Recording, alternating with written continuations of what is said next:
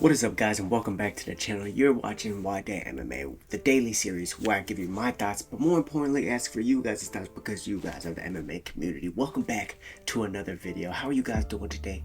I hope you're doing well. We all deserve to be doing well. Today we're going to be getting into UFC 297. We're going to be giving you our final thoughts, reacting to the press conference a little bit, the media day a little bit, the weigh-ins a little bit, and talking about all of our thoughts, our final thoughts, closing in on this event at UFC 297. So guys, if you're looking forward to the content, go ahead and give this video a thumbs up to support me. Leave your thoughts down below in the comment section, and you're always more than welcome to subscribe. If you choose to do so, hit that bell icon to be notified when more videos come out. With that being said, if you haven't seen my breakdown of UFC 297 Dricus versus Sean Strickland yet, then go ahead and check that video out. It's about 4 or 5 videos back. I'll leave a link to the breakdown in the description below, so you can go ahead and check that out when you're done with this video. But with that being said, let's go ahead and get right into it.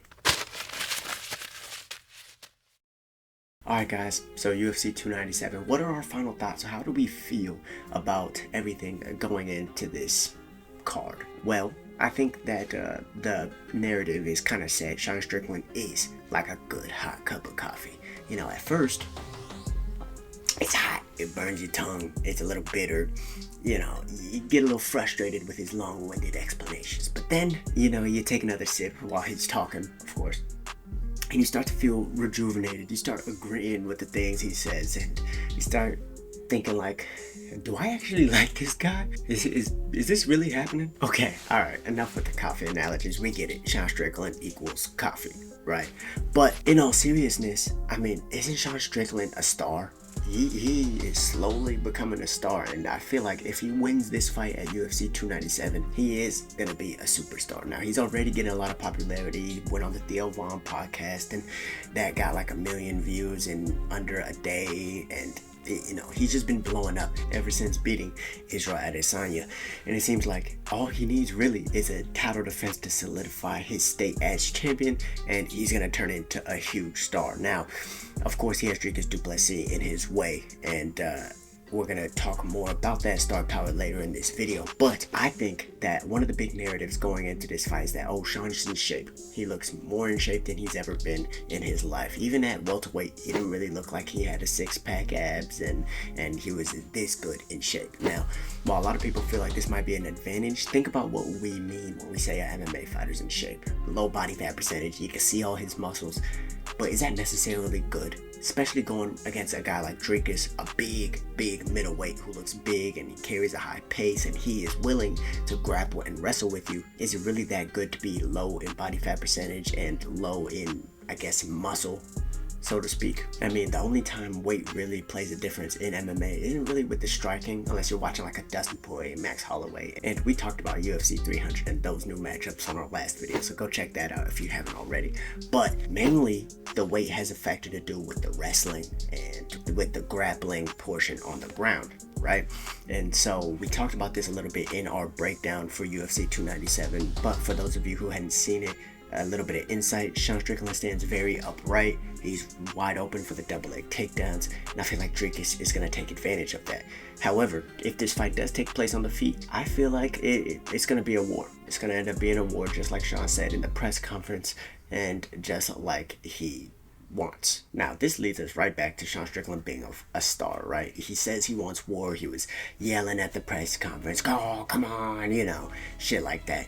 And you know what's crazy? The whole time, right, during the media day, during the press conference, he was talking shit about the country he was in, right? Keep this in mind, just for perspective on how big of a star Sean Strickland can be. He was talking shit about a country, in that country, and about that country's leader. And a fan rushed the stage to shake his hand. Let's go, dog!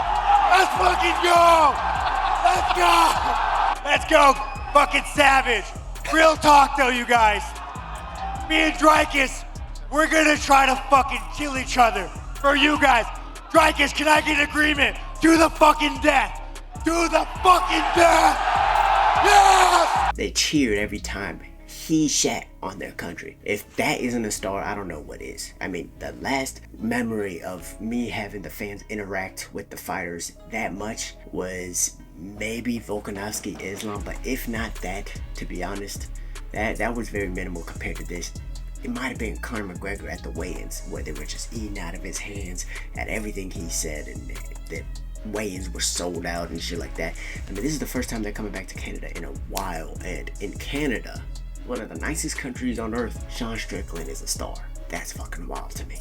But with that being said, I think that, yes, Sean Strickland's star power is only going to raise after this fight if he gets the win. He's going to be a huge star, but he has an opponent like Dricus standing in front of him, in which Dricus, my takeaways from him is that he's okay being the bad guy. You know, matter of fact, when they booed him at the press conference, and Sean Strickland came to save the day, say, no, don't boo Dricus, da-da-da-da-da. Dricus, he reneged on it, and he just said, you know, what, boo me? Yeah, I'm fine with it. And it seems like he would almost rather be the bad guy than the good guy, which is good for money. I mean, if you're trying to get paid, that's good. If you don't care what people think and you show that to the people and they're booing you every time, look, you might just get 4 title shots like Colby Covington without deserving it. You know, but all in all, it seems like Dricus is a good guy. I'm okay with either of them winning. Who do I think is gonna win? I give the slight edge to Dricus Du Plessis. They both look like they're in great shape. They both look like they're ready to scrap. I feel like the fans are really going to be the real winners of this fight at UFC 297. But this isn't the only takeaways I had from the press conference, media day, and weigh-ins. Marina Breno Silva and Raquel Pennington. Now, at first, I was like, yeah, you know, I don't really care. But they just don't like each other, and that's interesting to me. Marina Bueno Silva does have an exciting style, so that's also interesting to me. Raquel Pennington, hopefully she's rejuvenated. Hopefully she's gonna come to scrap and not just move around for 5 rounds. That would really break my heart. But if this fight pans out, we might have a rejuvenated women's bantamweight division, because ever since Amanda lost, nobody's really cared about it, let's be honest. But they have the beef, they have the pre-fight build-up now. They're on this mediocre card of UFC 297, but a really good main event in Sean Strickland versus Dricus. They have a chance here to make their name. They have a chance here that if this fight pans out, they will resurrect the UFC women's bantamweight division. What do you guys think about that? What are your thoughts on that? What are your thoughts on Dricus versus Sean Strickland? Let me know in the comment section down below. But we also have a couple more takeaways. Arnold Allen failed miserably at this press conference. I mean, the fan set him up to say, oh, I'm next for the title. He's taken one of the hardest fights in the division against Movsar Evloev, a guy who nobody wants to fight, a guy ranked like 9th in the division. Arnold Allen just had a fight with Max Holloway in crazy fashion, right? He could have fought anyone, but he chose this guy, someone that everyone's avoiding. And then a fan gives you an opportunity to take credit for fighting this guy that nobody wants to fight. They say, are you next for the title shot with a win over Movsar? And he says, yeah, I want to be the best in the world. Why not just answer the question? Why not just say, yes, I am next for the title. Nobody wants to fight this guy. Anytime he was offered to people, they rejected him. I'm taking this fight, which means I'm next for the title. I don't think anyone would have disagreed with that, right? Max is moving up to lightweight. There's a whole thing over there. I mean, we got Brian Ortega versus Yair Rodriguez. But to be honest, you could kind of sneak in there just depending on how you do with this.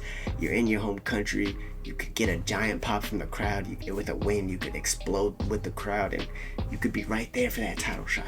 But I think he failed miserably. I think even if he beats Movsar, he's going to need like 2 more wins probably to get into that title picture, just because he doesn't say the right things. Movsar, I think that he's actually in a better position or a little bit closer for a title shot than Arnold Allen. I feel like with a win over Arnold Allen, he moves up to ranked number 4 in the division.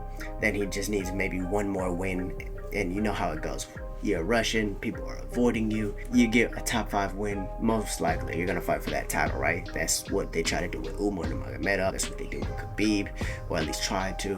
That's what they did with Islam Makhachev. You are Russian, nobody wants to fight you. You fight top 5, you win, you get the title shot. So I'm assuming that Movsar's probably closer. Let me know what you guys think about that. Mike Malott, he seems like his star is really gonna explode. With a win, he's going to fight another top 15 guy. With a finish, which Mike Malott is no stranger to doing, I believe he fights a top 10 guy and he becomes a household name. What do you think about that? And lastly, UFC 297. Now, it doesn't have the biggest names. They're using a lot of newer guys here. I mean, guys who have been around like Movsar and Arnold Allen and things like that. But guys who, there's a lot of Canadians. Canadians don't really talk shit, right? I mean, Marc-Andre Barriault is a very scary dude. He has a very exciting fighting style, but he just doesn't talk, right? So we're in Canada, and they have this long history with GSP, so they become a fight country. You're putting a bunch of Canadians on the card. It's not the most exciting card. Like I said, it doesn't have the biggest names, but the main event is fire. The co-main now is looking like it could pan out, and these could all just be good fights, and they could all be making their name on this card. So while it might not sell a whole bunch of pay-per-views, I think that it could still end up being a really good card. We still have Sean Woodson against Charles Jourdain on the prelims, which I think that's a good fight, but other than that, I'm probably ranking it a 6 out of 10. Let me know what you rank this card, and give me your thoughts down below. But with that being said, guys, thank you for stopping by my video today. Be sure to check out the UFC 297 breakdown if you haven't already, and the latest episode of the Will vs. Dwight podcast, episode 25, where we interviewed Houston legend and former UFC fighter Ike Villanueva as he looks to make his bare knuckle heavyweight championship debut. Thank you guys for watching. Be sure to like, comment, and subscribe, and I'll see you guys in the next one. Peace out.